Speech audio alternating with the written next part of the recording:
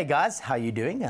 Hope you've been studying nicely and had a good time, but we need to start working. And to me, the best way to start is in genetics. Now, genetics is my favorite thing in the world.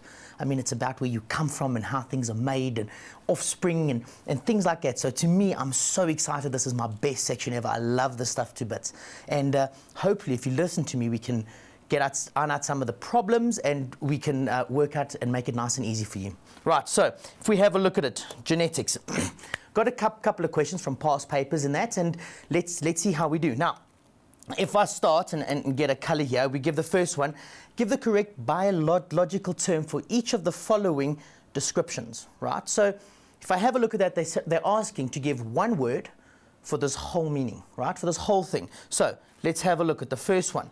Chromosomes that are not sex chromosomes, right? Your chromosomes that are not sex chromosomes. And if you have a look at those are normally your autosomes, right? So the way I remember it is it's your A, right? Your A chromosomes, you get your sex chromosomes and you get your autosomes, right? Now, autosomes always come first. Your sex chromosomes are right at the bottom. So the way you can remember this is A, autosomes, and they come first. So that's a nice way to look at it. Right. If we have a look at it, the transfer of a selected gene from an organism to another. Now, they're trying to trick us here, right? Because you've got to look at specific things, right? If I had a look at this, the biggest thing that stands out to me, the most important thing here is a selected gene, your selected gene. That means that I opened the person up and I had a look at this gene, go into the nucleus and that, and I chose that specific gene to move, right? And if you think about that, they do it quite often. We do it with insulin, for instance, right? It is genetic mutation or things like that. It's all got to do with genetics. So it's your genetic mutation, right? So genetic mutation works with a selective gene. It's one that you have personally selected. One thing I always tell everybody that I'm showing this to is read your questions very, very carefully, okay? Your selected gene is the one that you pick out. If you didn't select it, then nature did it, right? So that cannot be genetic mutation, okay? So make sure that you look at your questions very carefully. The next one I have a look at is all the genes of a particular species. Now, your genes, so let's start off with your genes. So it's your G, okay, your G, and then you always look at your nomes. We always say that humans, if I'm looking at all different genetic variations of humans, we're looking at the human genome, okay? If we have a look at springbucks, we're looking at the springbuck genomes. It's all the springbucks. It's that specific species. They have a specific genome, and that is why we cannot interbreed. That's why we don't breed certain animals together. And if these animals do breed together, please remember that you're going to get things that's called a hybrid, and they normally are infertile. Now, you'll notice I said normally. So no, like 99% of the time they're infertile. But there is some cases where the hybrid actually did reproduce. But if we have a look at this, your genome, let me just write it there. Your genome is the one that actually you'd say that that's the characteristics or the genes of a specific species. So it's your genomes. Okay. If we have a look at it, different forms of a gene which occurs on the same locus. Great. Did I miss one? Yeah. Yeah. The position. Sorry, I missed one. How can I miss that? If I have a look at the position of a gene on the chromosome. Okay, the position of a gene on a chromosome. Now, if I had a look at it, if I had a chromosome that's over here, okay, what they're having a look at is different parts on the different genes. So each piece has a gene or has a specific characteristic. Now, if I'm having a look at this little piece here that I'm coloring in, that piece there, if I'm looking at that specific characteristic, right, that specific characteristic on a gene is actually called the loci, okay? The loci of the gene. That's a specific spot. It is the 9th gene. It's the 9th characteristic on that gene. That's called your loci, okay? Now, normally you get 2, remember? You get one from your mom and one from your dad. And if you have a look at it, okay, they will be the exact same characteristic on the exact same chromosome on the exact same loci. Okay, so if I have a look at it, that one and that one work well together. They are the exact same. So let's pretend, I'm not saying it is, let's pretend that is eye color. So eye color for humans is on the same loci of that gene, or the same loci of that chromosome, should I say. Okay, I hope that's making sense, because that's quite nice to remember. That is why that we can't produce with apes or chimpanzees or whatever, because their eye color loci is on a different place. So their locis are different places, and that's why it doesn't work so nicely together. Right, then if you have a look at the next one. Now, if you have a look at this, you can understand where I'm coming from. Different forms of genes which occur at the same locus. Now, have you noticed how I've automatically done that? I pulled into the next question for a reason. Now, if you look at this whole thing, this is the loci of eye color that I was talking about, right? And then this is the loci of the eye color. And these genes are allele genes. Allele genes. It means that they work together, right? They are the exact same genes. In other words, if that was eye color, and let's change the color, and this one here was hair color, right? And the next one, if I change the thing again, that is skin color, right? And then I change it again. Right, let's do that and make some white here. And this one here is your nose size, right? Have you noticed how both of them are identical? Now that means that they're identical on each side, even though they have different eye colors, but they're the same traits. They are called your allele genes. They work together. They are perfectly matched together. That's allele genes. Right. Next one that we had a look at, I like bringing this up because I like having space. A cell condition in which the nucleus contains a single set of chromosomes. Now, hold on. Now, that can be a couple of things. That can be two things, actually, if I have a look at it. The answer that I've read out of this, I just had to look at one specific thing again. Remember, reading your questions makes it perfect. Okay, it's this one here, condition. Okay, it's a condition. I don't want to know what the end result is. I want to know what the condition is. In other words, if I have a look at it, you have things called your normal cells, right? And then you get sex cells. Now, if you look at your normal cells, you get this thing called 2n, right? Which means the amount of chromosomes that are in there, okay? If we want to make sex cells, we have n. Are you with me? I hope this is making sense. This is diploid, and this is haploid. Okay, now haploid, if you look at it carefully, has half the amount of chromosomes as the diploid. So let's see, a cell with a condition in which the nucleus contains a single set of chromosomes. Now remember, I said one from mom, one from dad on the previous part over here, remember, and they're the same. So this means it's only got one of those, which means it has to have half the amount of chromosomes, so that would make it N, okay, which means haploid. So it can either be haploid, or it could be N, or it could be the sex cells, or the gametes, okay? But this word here, condition, tells me that it cannot be gametes, it cannot be sex cells, it has to be haploid, or N, because of a condition. They're not asking what's the end product of it. The condition means it's a haploid cell. Okay, so I hope that's you coming around. That's why it's so important to read your questions so well. Right. Now, if we have a look at the next whole thing, okay, now what I've done here is they've put these match the columns. Now, a lot of people get confused with this whole section, okay, because I'm not saying in the olden days, but we used to have a thing called, I don't know if you guys still see it, they normally bring this thing that's like this, right, and it's column A, and column B, and they say match the column. So yes, 1, 2, 3, and here will be 1, 2, 3, 4, 5, and you had to say, okay, 1 matches, or let's say that's A, B, C, D, and E. They would say 1 matches with B, 2 matches with D, and 3 matches with A. I'm sure you remember that type of thing. Now, what they've done is they've actually made it a little bit more difficult. Okay, they've made you think a little bit. Okay, now let's have a look at how they've done this. Okay, they've messed around with this whole part. First thing they say is indicate whether each of the following statements in the column 1 applies to A only, B only, or both A and B, or neither.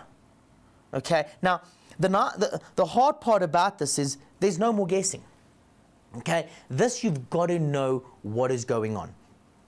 If you know what's going on, it's nice and easy. Okay, you've got to know your facts.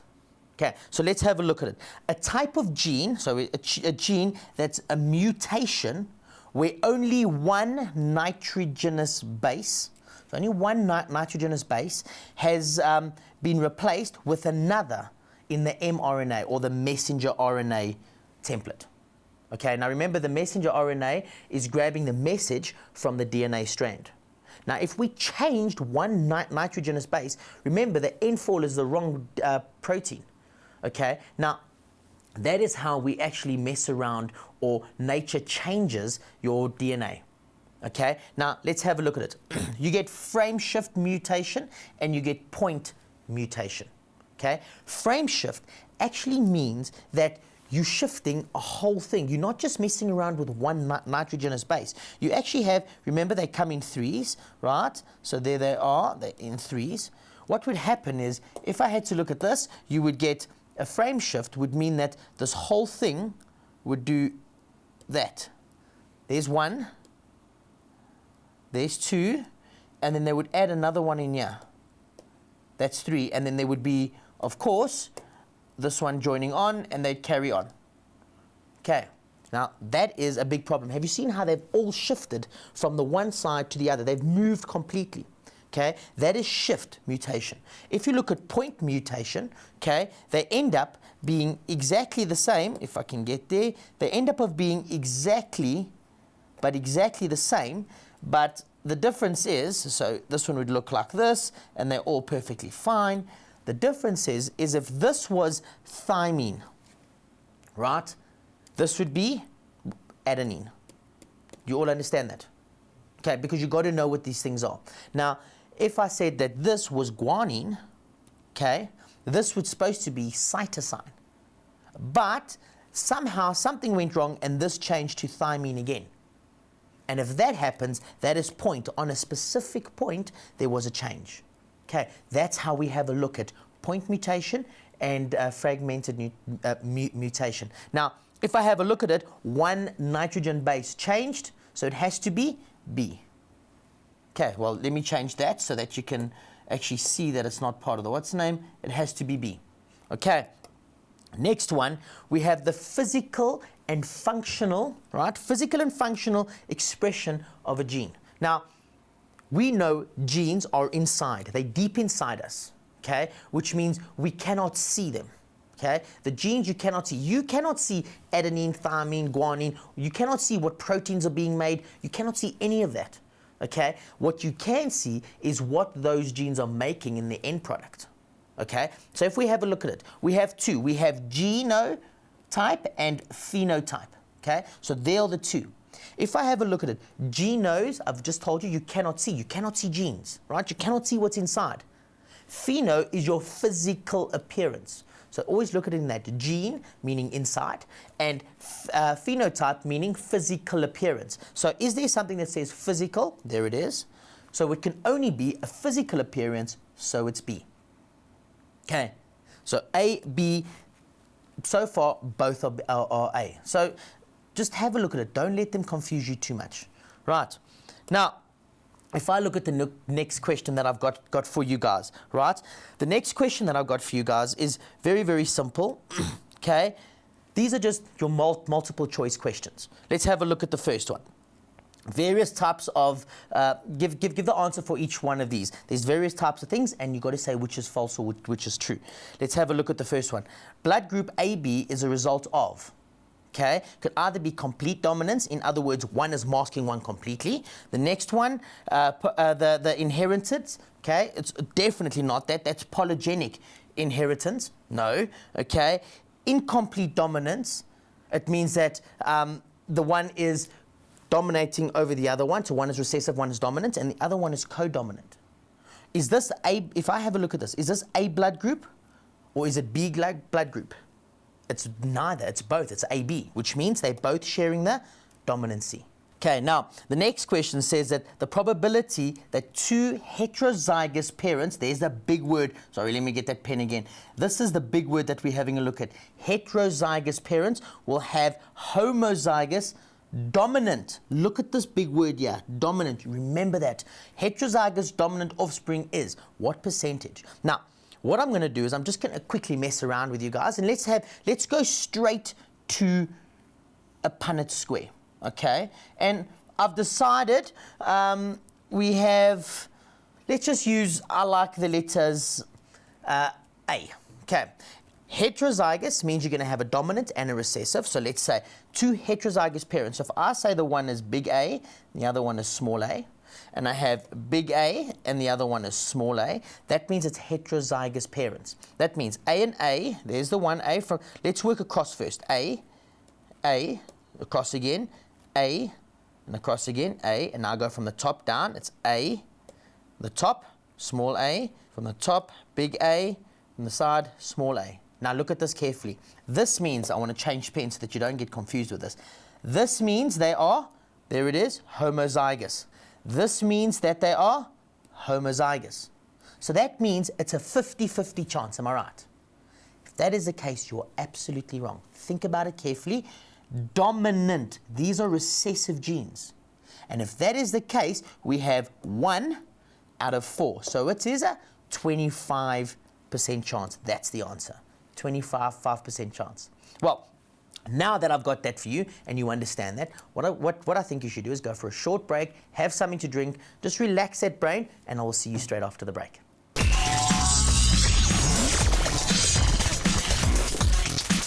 Hello, hope you're nice and refreshed and everything's gone right again. And as we did, we ended off with this little Punnett square.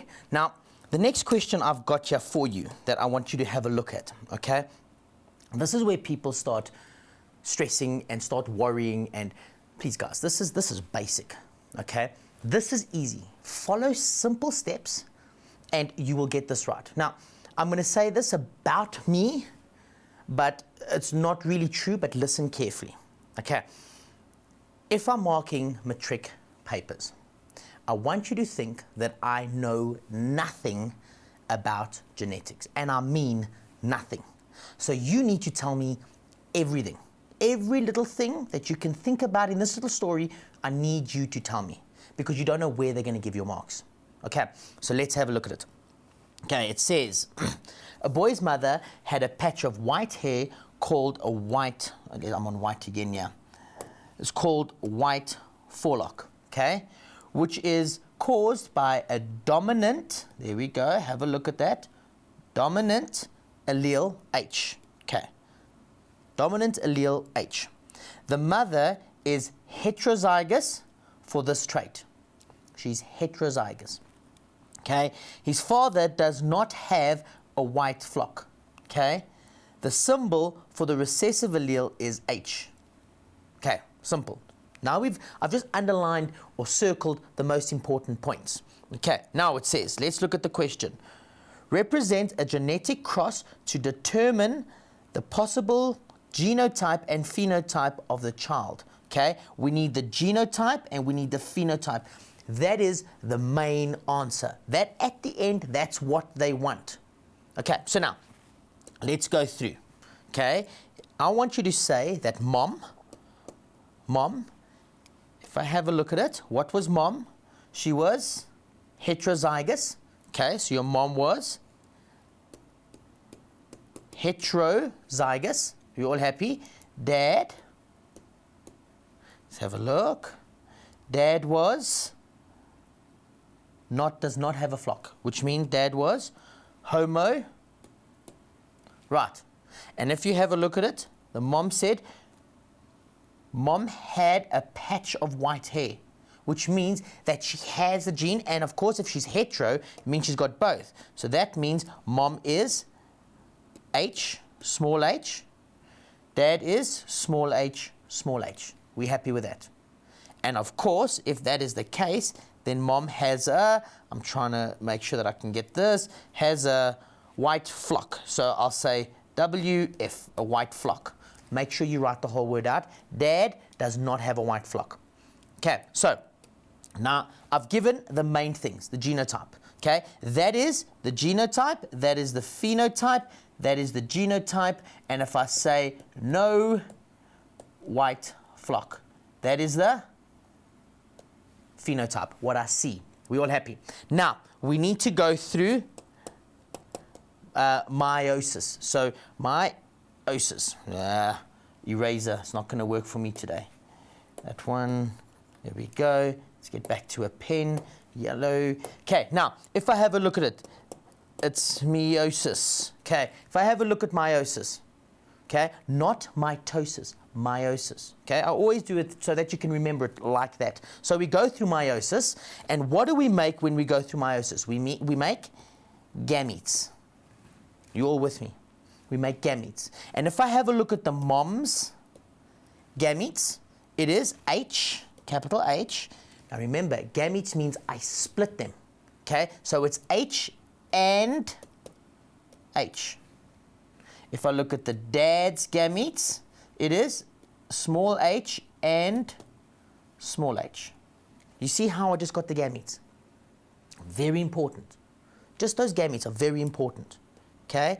Now, once I've got the gametes, I can say, let me just move it up again. Once I've got the gametes, what are we actually doing? We've made gametes, and now we're going through fertilization. We want to mix them. Okay? So I want you to put there fertilization, okay, and we end up having, if I have a look at this, we're going to start showing how fertilization takes place. So what we're going to do is we're going to put a Punnett square.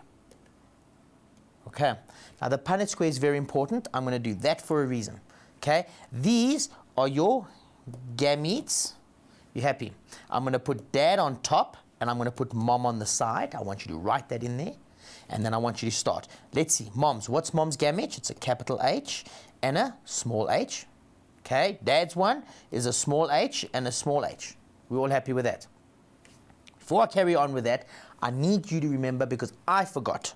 Okay, I'm human and we need to get there. I need you to tell me what generation this is. Okay, this is actually, we start off with a P1 generation, the first set of parents. We're all happy. Don't forget that. It's one of the things that we all forget. P1, don't forget it. P1 generation. Okay? Now let's add them all in. Remember, it's this one, and it's this one and this one, then this one and this one. So it's all what's in that block. Whatever touches that block is what we put in. Always capital first. So let's have a look. Big H first, and then a small h. Right? Next one. Big H, and then a small h. Again, small h and small h. And the top, small h and small h. I've just done the Punnett square. We're all happy with that. I'm sure you can get to that part. That's nice and easy. This is easy marks. I just want you to go with nice and slowly, and you can get it right. Okay, so now that we've got that, okay, tell me, what are we working with here? We're working with the F1. The F1 generation. The F1 generation, we've got your genotypes, which is what you see inside, and we have two big H, small h's. So we have two big H, small h, and if we make it as a ratio, to two big small h, small h. There they are. Can you see it? If I look at the phenotype, I've got two white flocks. Okay, so it's white flocks to two no white flocks. Does that make sense? Or I can say there is a 50% to 50%. And at the top here, I can write H, small h, small h, small h. That's fine.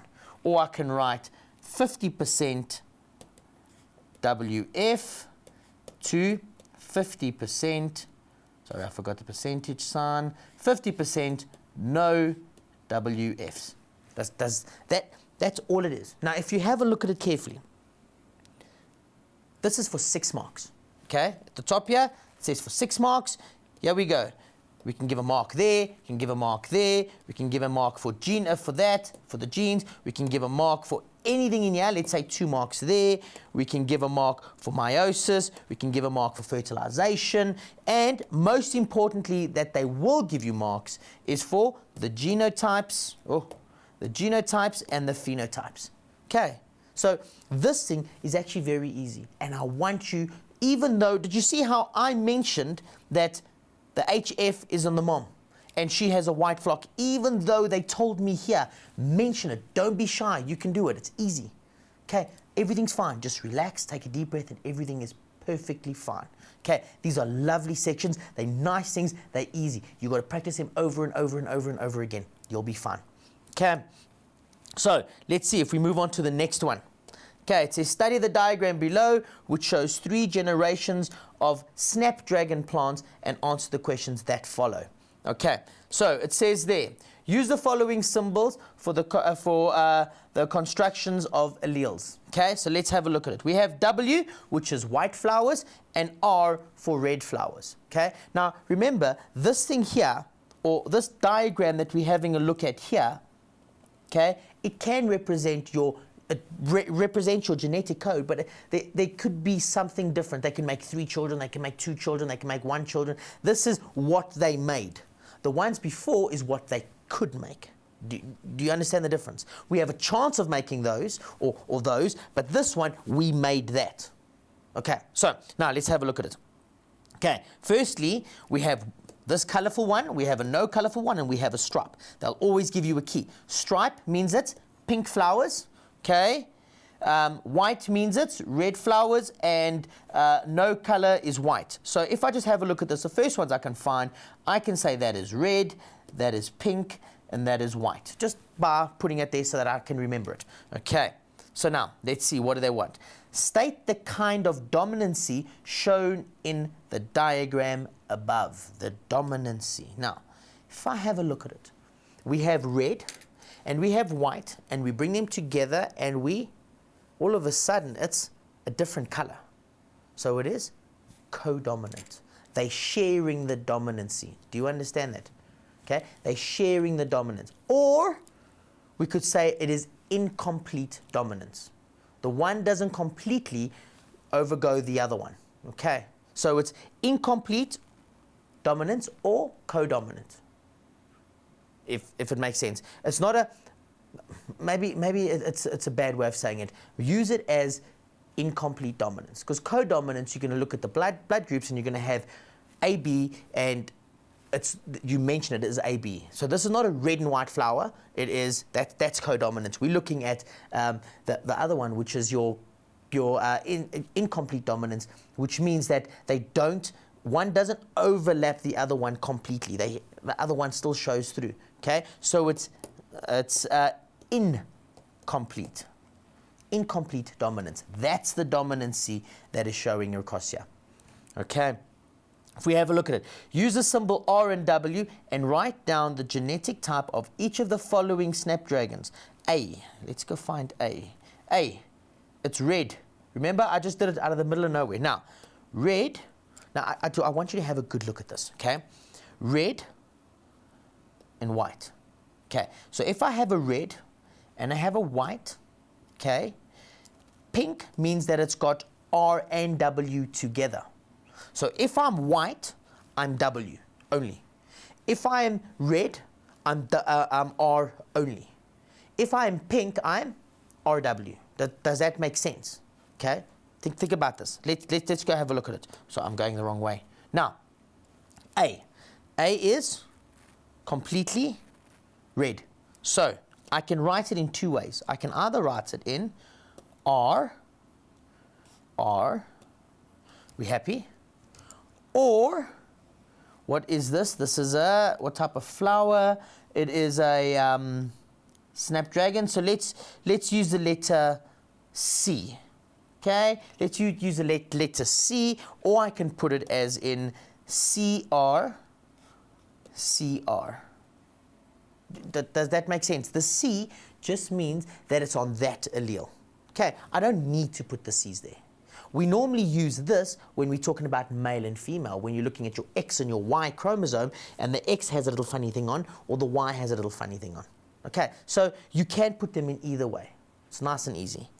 Okay, if we have a look at the next one, it's the same question. There's nothing different. I've just put it out there so that we can get to the next question. Of course, we're having a look at what B is.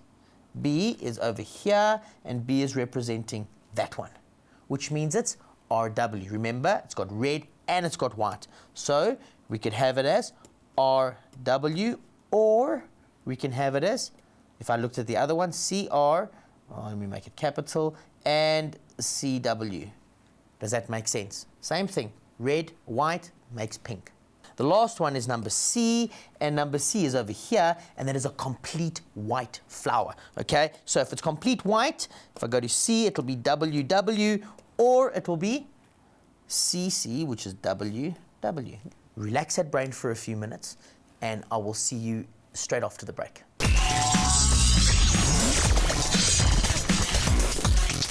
Hello, hope you've enjoyed your little break and you're nice and relaxed and you're ready to go. So, the next question. Now, if you remember, we did this huge little whole, this genetic cross, and all went crazy, and it looked difficult, and it wasn't that bad. Can you remember at the end? What's the first thing you got to remember when you do these crosses is make sure that the person that is doing or marking it does not know. You need to tell them everything. Okay, so we've got a nice one here again. Hemophilia, okay? Hemophilia is a sex-linked disease. Now that means you only find them on the sex chromosome. So in other words, the X chromosome or the Y chromosome. Okay, now it says here it's caused by the presence of a recessive, it means it's not dominant, the recessive allele XH. So where would we find it? We'd only find it on the X chromosome. So remember that. It's going to come into play later. Okay? So that's very important. A normal father, okay, and heterozygous mother have children. Okay, so let's see how much space we've got here at the bottom. Let's give us some space here. So I'm going to give it all, and then I'm going to go up again. First of all, it says there, represent a genetic cross to determine the possibility of the genotype and phenotype. There are those two big words again. Genotype and phenotype of the children that were mentioned above, about the parents that was mentioned above. So let's have a look, okay? First of all, the dad was a normal dad. You see that word normal, which means does he have this H? Okay, so let's go there. Father, or I like it, it's much better to me. I'm going to put dad, okay? So let's go there and put dad, okay? Dad is normal. Now remember, dad is a male, so how many, we're only going to work with the sex chromosomes. So we're going to say that dad is X, Y, am I right? And he's normal. And if that is fine, then we need to put there, dad, normal, okay? So if I bring it down a bit, dad is, where it is, I must get used to writing like this, normal, okay? Mom is XX, okay? Now, is she normal? Let's see. It says heterozygous mother has children. Heterozygous means one of each. So let's put the X here, and we put a small h on the top. Because remember, the H tells me that there has been a recessive allele. Now, if I have a look at that, it says, the biggest thing it says here is that it says it is a recessive allele, which means it gets masked very easily. So if it's absent, if it's there, if it's not on the other one, it will be the other one is going to be masked. So this lady or this person is normal. Okay, now what generation are we working with? We're working with a P1 generation. Now this is the genotype and this is the phenotype. Nice and easy. Right, okay, what do we do? What do they go through? They go through meiosis, okay, or meiosis. We happy with that? And they make gametes. Let's see, what is a dad's gamete? Dad has an X and a Y. Mom, let's say dad, mom, or wait, let's put it in the right place so that we don't get confused. That's dad. And mom has an X and an X, am I right? But her one X has the recessive genome, which is H. We're all happy with that? Okay, cool. Now, once we've done that, we need to go through fertilization. Okay, please don't forget these two main things, meiosis and fertilization, very important. People always forget them. Okay, and when we go through fertilization, we're going to do a Punnett square. Punnett squares are always nice because you cannot get them wrong if you put them down in order. So now let's have a look. I'm going to put mom on the side and dad up here, and this is your let's go, gametes. Okay, so there's the gametes. So dad's gametes is X, Y, am I right? Mom's gametes is X with an H and X with no H. Okay, so you're with me so far. Let's put them in. X with an H and, well, am I right or wrong? It really doesn't matter whether the X is with the H is first. The next one is just X. Next one would be X with an H, am I right? And a Y chromosome. Next one would be X and X, no chromosome. Next one would be X and Y.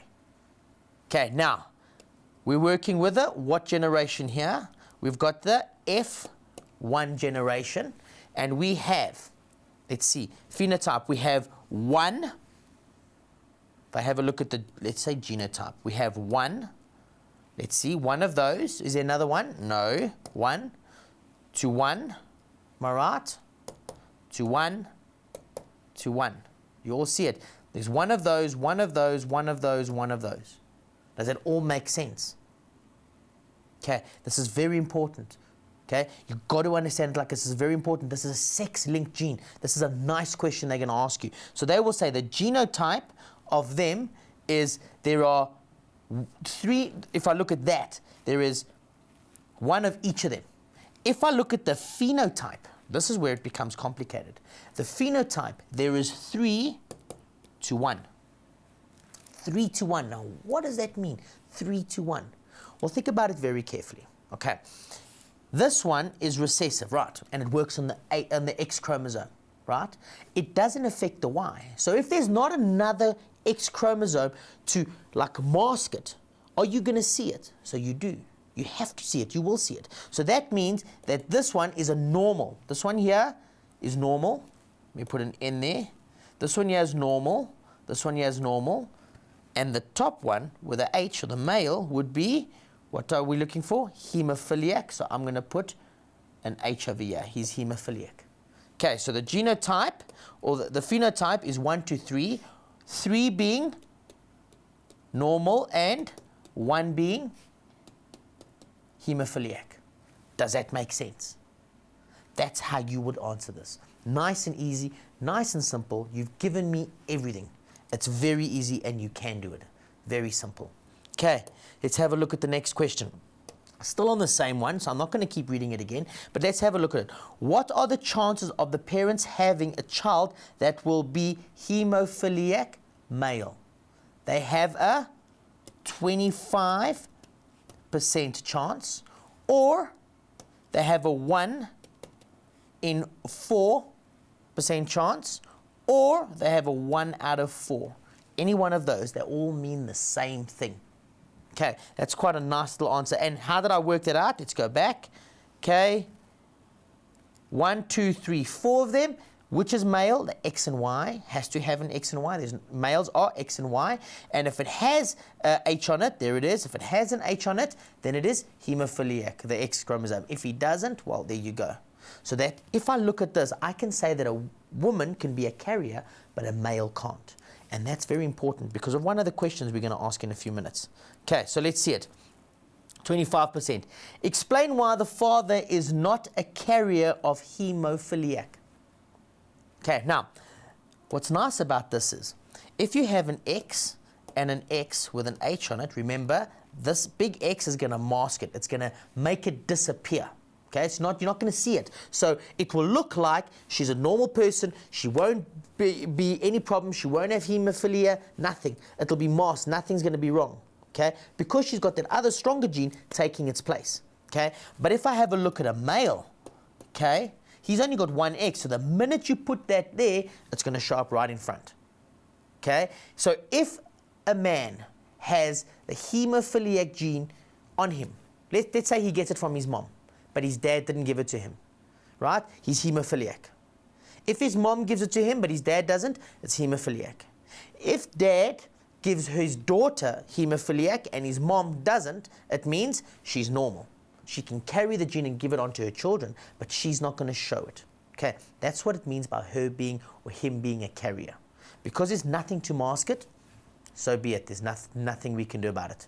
Right, okay, let's have a look at the next one. Now, this always gives a bit of a problem, right? It's actually not that bad. These things here are karyographs. Okay, now a karyograph is not that difficult, right? A karyograph actually shows you what your genes look like. So now let's have a look at this. This karyograph below is that of a male person. Okay, so there's the first thing we need to look at. Don't forget to read that question carefully. It's a male person, a genetic disorder that is called Klinefelter syndrome. Oh, look at this big word. Klinefelter syndrome. That means there's already something wrong. Okay, now, we know of a couple. When you did the studies of this whole thing, we know of a couple. We know Down syndrome, we know Klinefelter's, we know, what was the other one? Well, it doesn't really matter at the moment, okay? You got the three, okay? Now, if you have a look at this, there's two and they look identical, right? Number one, and the next one looks the same, and the next one looks the same, and next one, next one, next one, next one, next one, next one, next one, next one. They all look the same. Okay, we used to look at the ones that is a problem is the 21st chromosome, right? And the sex chromosomes. That's where we normally look. Okay, now Klinefelter's means that they've got an extra X chromosome. That's what it means. So if you go look at the chromosomes, the sex chromosomes, you'll find it there. Look there. There's the one, there's this, don't do that. There's the one, there's the other, and there's the third. Can you see it?